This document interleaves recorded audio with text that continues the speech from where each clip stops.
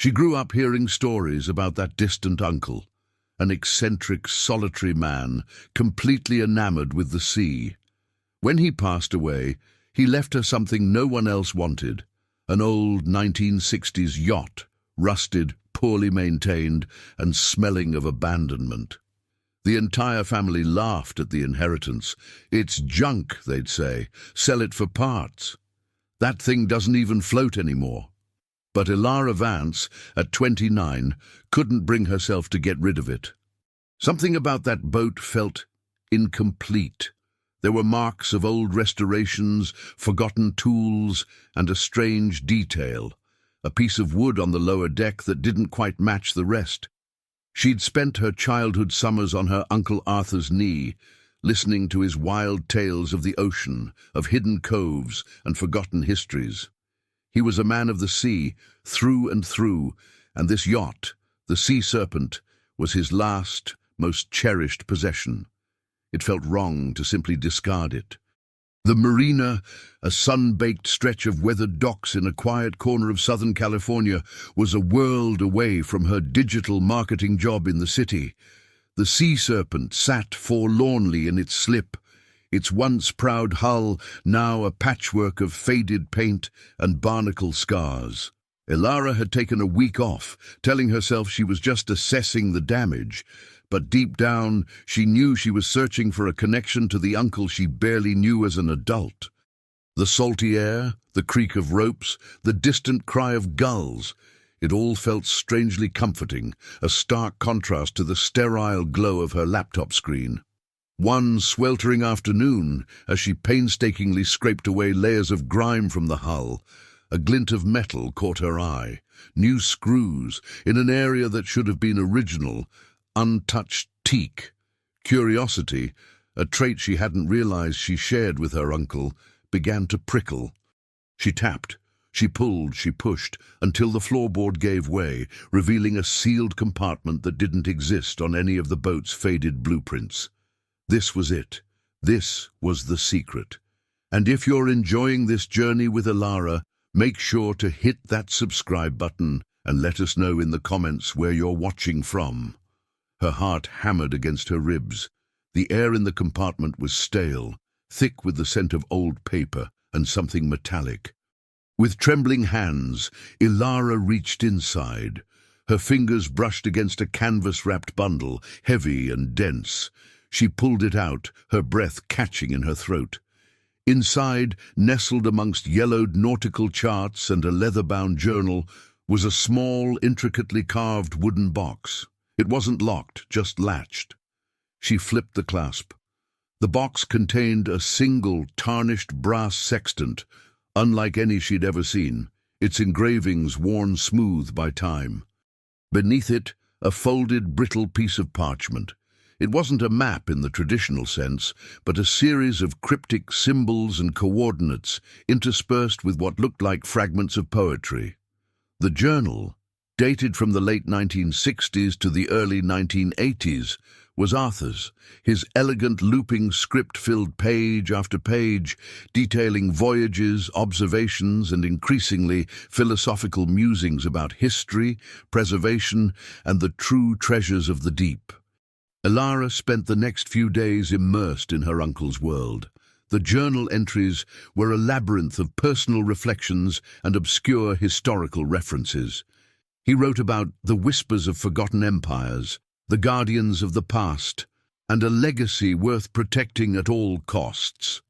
He never explicitly mentioned a treasure, but the intensity of his words, coupled with the cryptic parchment, suggested something far more significant than mere sentimentality.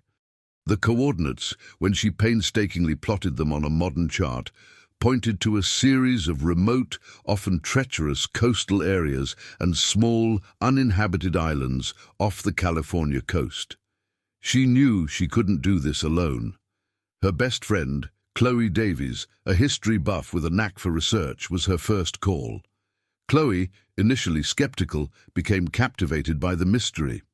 "This isn't just some old man's ramblings, Ilara," Chloe said, poring over the journal. He was obsessed with maritime history, especially the illicit trade of artifacts.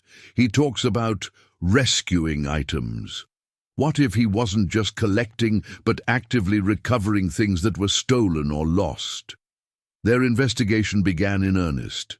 They frequented dusty maritime archives, spent hours cross-referencing Arthur's journal entries with historical records, and even learned basic celestial navigation from an old textbook Arthur had left behind.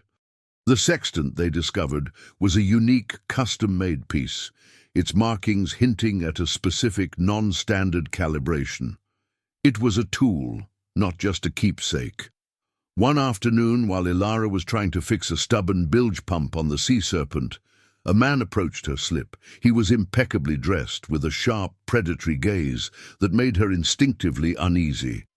"Ilara Vance, I presume," he said, his voice smooth as polished stone. "Silas Croft, I heard you inherited this vessel. A shame, really. It's a classic, but clearly past its prime. I'm in the market for a project. Name your price." Ilara felt a chill despite the warm sun. "It's not for sale," she replied, her voice firmer than she expected. "Not yet, anyway." Silas's smile didn't reach his eyes. "Everything has a price, Miss Vance, especially things that are more trouble than they're worth." He lingered for a moment, his gaze sweeping over the yacht, a flicker of something unreadable in his eyes, before he turned and walked away. Ilara watched him go, a knot tightening in her stomach. He knew about the yacht, and he seemed to know more than he let on. The next few weeks were a blur of research, boat repairs, and a growing sense of unease. Ilara and Chloe discovered that Arthur had been a vocal, albeit obscure, critic of illegal artifact trafficking. He'd even published a few academic papers, largely ignored, detailing the routes and methods of smugglers operating along the Pacific coast. The cryptic poems in the parchment, Chloe realized, were not just poetry. They were mnemonic devices, coded references to specific historical events and locations where valuable maritime artifacts had been lost or stolen. The Sea Serpent became their base of operations. Ilara, with the help of Gus, the gruff but kind marina owner who had known Arthur for decades, slowly brought the old yacht back to life. Gus, a man whose hands were as weathered as the old wood of the docks, shared stories of Arthur's younger days, his relentless pursuit of knowledge, and his almost fanatical dedication to the sea. "Arthur always had a secret, Ilara," Gus had mused one evening, watching her sand down a deck plank. "He wasn't one for small talk, but he had a good heart. And he believed in protecting what was right. As the yacht slowly regained its seaworthiness, so did Ilara's confidence. She learned to navigate, to read the weather, to trust her instincts. The Sea Serpent was no longer just a burden, it was a vessel of discovery, a link to her uncle's hidden life. Then the incident started. A rope mysteriously frayed, almost causing the yacht to drift. Tools went missing from the deck. One night, Ilara found the cabin door ajar, though she was certain she'd locked it. Nothing seemed to be stolen, but the message was clear. Someone was watching. Someone wanted her to give up. Silas Croft reappeared, this time less subtle. He offered an exorbitant sum for the yacht, claiming it was for a restoration project. When Ilara refused, he became menacing. "You don't understand what you're sitting on, Miss Vance," he hissed, his voice losing its smooth edge. "Some things are best left undisturbed, or better yet, in the hands of those who know their true value." He hinted at Arthur's unconventional methods of acquisition, suggesting the collection was ill-gotten and that Ilara could face legal trouble if she pursued it. Ilara, though shaken, refused to back down. Silas's threats only solidified her resolve. Her uncle wasn't a criminal, he was a protector. She had to prove it. Chloe, meanwhile, had a breakthrough. One of Arthur's poems, referencing the ghost of the Golden Gate, combined with a specific set of coordinates, pointed to a submerged wreck site known for its historical significance, but also its treacherous currents. It was a place where a legendary, but supposedly lost collection of 18th century navigational instruments was rumored to have gone down with a merchant ship. "This is it," Chloe exclaimed, pointing to a faded map. Arthur wasn't just looking for treasure. He was looking for this treasure. He wanted to save it. The next step was clear. They had to go to the site. Ilara, despite her growing skills, knew she couldn't handle the open ocean and a potential dive alone. Gus, seeing her determination, offered his help. "Arthur taught me everything I know about these waters," he said, his eyes twinkling, "and he'd want someone to finish what he started." With Gus's expertise and Chloe's research, they prepared the Sea Serpent for its most important voyage.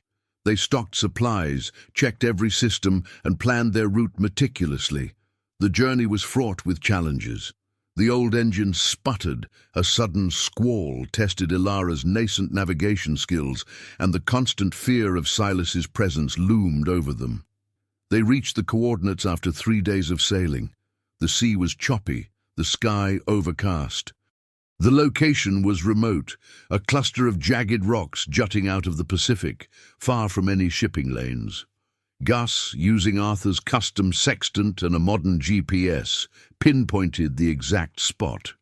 "He was precise, that Arthur," Gus muttered, adjusting his old diving mask. "Always was." As Gus prepared for the dive, a sleek, modern speedboat appeared on the horizon, cutting through the waves with alarming speed. Silas Croft. He had followed them. "Well, well, Miss Vance." Silas's voice crackled over a megaphone as his boat pulled alongside the Sea Serpent. "It seems you found it. Or rather, we have.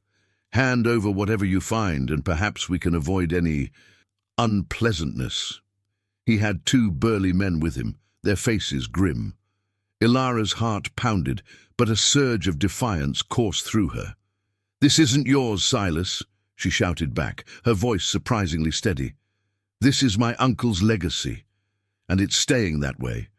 A tense standoff ensued. Gus, already in his wetsuit, looked at Ilara. "Go, Gus," she urged. "He can't stop you underwater." Gus nodded, a determined glint in his eyes, and slipped into the churning water. Silas, realizing his window was closing, ordered his men to board the Sea Serpent. Ilara and Chloe braced themselves. The confrontation was chaotic. Ilara, surprisingly agile, used her knowledge of the yacht's layout to her advantage, dodging and weaving, buying time. Chloe, quick-witted, managed to send a distress signal to the Coast Guard, hoping it would reach them in time. One of Silas's men tried to cut the anchor line, but Ilara, anticipating the move, had secured it with an extra safety knot. Below the surface, Gus navigated the treacherous currents, guided by Arthur's precise calculations. He found the wreck, a ghostly silhouette on the seabed, and within it, a carefully constructed, watertight compartment. It was exactly as Arthur had described in his journal, a hidden vault designed to protect its contents from the ravages of the ocean. As Gus surfaced, gasping for air, he held aloft a heavy, barnacle-encrusted metal case. "Got it!" he yelled, his voice hoarse. Silas, seeing the case, roared in frustration. He lunged for it, but Ilara, fueled by adrenaline and a fierce protectiveness, intercepted him. A struggle ensued on the slippery deck. The Sea Serpent rocked violently. Just as Silas gained the upper hand, a siren wailed in the distance. The Coast Guard. Silas, seeing his plan unravel, made a desperate attempt to escape. He shoved Ilara aside, scrambled back to his speedboat, and sped away, his men following close behind. The Coast Guard vessel, arriving moments later, gave chase. Ilara, bruised but triumphant, looked at the metal case. Gus carefully pried it open. Inside, nestled in custom-fitted foam, was not gold or jewels, but an astonishing collection of 18th century navigational instruments, astrolabes, octants, and a rare, perfectly preserved chronometer, all meticulously documented and labeled by Arthur. Alongside them were a series of fragile hand-drawn maps detailing ancient trade routes and previously unknown indigenous settlements along the coast. It was a historical treasure beyond monetary value, a testament to human ingenuity and exploration, and a legacy Arthur had dedicated his life to preserving. The Coast Guard returned later, having apprehended Silas Croft and his crew. They took statements, examined the artifacts, and confirmed the historical significance of Arthur's discovery. The collection, they explained, was indeed invaluable, and its recovery was a major win for maritime history. In the aftermath, Ilara felt a profound sense of peace and accomplishment. The sea serpent, once a symbol of her uncle's eccentricity and her own reluctance, was now a testament to her courage and his enduring legacy. She decided to honor her uncle's wishes. Working with Chloe and Gus, she arranged for the collection to be donated to a prestigious maritime museum, ensuring its preservation and accessibility for future generations.